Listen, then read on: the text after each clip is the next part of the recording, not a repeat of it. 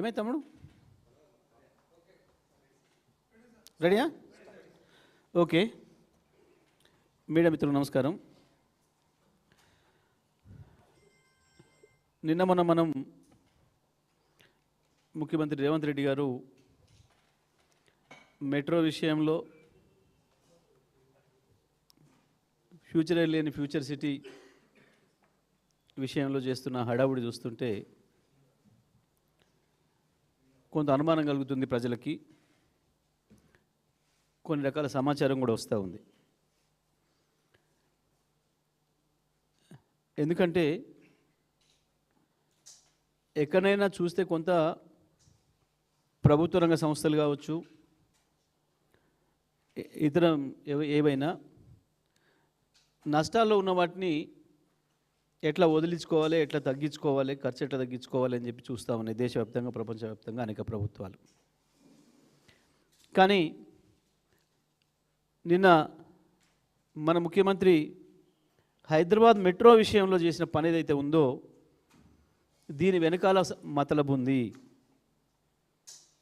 1000 కోట్ల రూపాయలు చేతులు మారినట్టుగా మాకు సమాచారం ఉంది. ఎందుకంటే నష్టాల్లో ఉన్న మెట్రోను ఎల్ఎన్టీ నుంచి తీసుకొని వాళ్ళని గట్టెక్కించడానికే ముఖ్యమంత్రి ఈ మెట్రోను ప్రభుత్వం చేతిలోకి తీసుకొచ్చిండు. మళ్ళీ ఒక 15,000 కోట్ల రూపాయల భారం తెలంగాణ ప్రజల నెత్తిన వేసిండు. ఉన్న ప్రభుత్వ రంగ సంస్థలనే నడపలేకపోతున్నారు, ఆర్టీసీనే నడపలేకపోతున్నారు.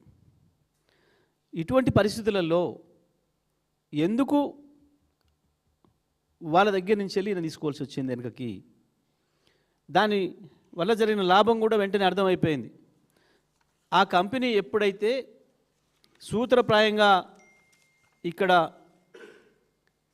ప్రభుత్వం తీసుకోవడానికి నిర్ణయం తీసుకుందో వెంటనే ఒక్కటే రోజులు 24 గంటలు గడవక ముందే 12,000 కోట్ల రూపాయలు ఆర్జించింది ఎల్ఎన్టీ కంపెనీ.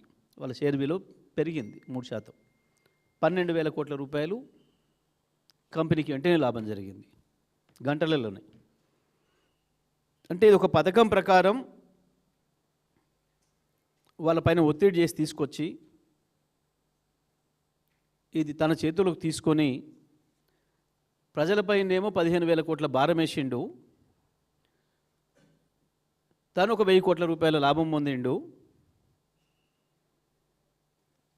ఇవాళ హైదరాబాద్ ప్రజలకి ఆ మాత్రం కూడా రేపు ఆ మెట్రో అందుబాటులో లేకుండా చేసే కుట్ర చేసిండు. మనం చూస్తున్నాం ప్రభుత్వ రంగ సంస్థలు నడుపుతుంటే ఎట్లా ఉంటుందో, ఇబ్బందులు ఏమొస్తాయో. చాలా స్పష్టంగా దీని వెనకాల 1000 కోట్ల రూపాయల చేతులు మారినట్లుగా మాకు సమాచారం ఉంది.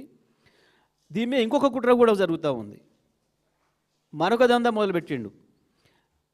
తీసుకొని ప్రభుత్వం చేతులు ఎట్లా ఉంచడా అంటే ఉంచడం లేదు. దీన్ని తొందరలోనే దీనికి సంబంధించిన దాదాపు 35,000 కోట్ల రూపాయల ఆస్తులు, 300 ఎకరాలకు పైగా ఉన్న భూమిని త్వరలోనే ఈయనకి ఇష్టమైన, ఈయనకు దోస్తులైన అదానికి, మెగా ఇంజనీరింగ్ సంస్థలకి కట్టబెట్టడానికి ముందే ప్లాన్ చేసుకున్నాడు. మళ్ళీ అక్కడి నుంచే చెరొక 1000 కోట్లు, అక్కడి నుంచి చెరొక 1000 కోట్లు దండుకోవడానికి ఒక పెద్ద పక్కా ప్రణాళిక ప్రకారం ఒక మాస్టర్ మైండ్తోని చేసిన దుర్మార్గమైన కుట్ర ఇది. ఒకవైపేమో జీతాలు అడుగుతుంటే పైసలు లేవు, నన్ను కోసుకొని తింటారా అని మాట్లాడతాడు. ఉద్యోగస్తులు వాళ్ళ జీత భత్యాలు పెంచమని, వాళ్ళకి ఇచ్చే భత్యం వాళ్ళకి ఇవ్వమని చెప్పి అడిగితే కూడా ఏం చేసుకుంటారు మీరు? నన్ను సమయపోయి ఏం చేస్తారు? నన్ను కోసుకొని తింటారా మీరు? ఇంకా చిన్న చిన్న వర్కర్లు, అంగన్వాడీ టీచర్లు, ఆయాలు, కార్యకర్తలు, ఆశా వర్కర్లు, అన్నం వండు పెట్టి వర్కర్లు, స్కూళ్ళల్లో, మున్సిపాలిటీలలో, గ్రామ పంచాయతీలలో పనిచేసే శానిటేషన్ వర్కర్లు, వాళ్ళు వాళ్ళ జీతాల గురించో బత్యాల గురించో మాట్లాడితేనేమో నన్ను గోసుకత్తినంటే మీరు ఏం చేస్తారు నన్ను అని మాట్లాడిండు. మరి ఈ 15,000 కోట్ల రూపాయల భారాన్ని ఎందుకు రాష్ట్ర ప్రభుత్వం మీద తీసుకుంటున్నాడు? ఒకవైపు అప్పులు తెచ్చుకుంటూ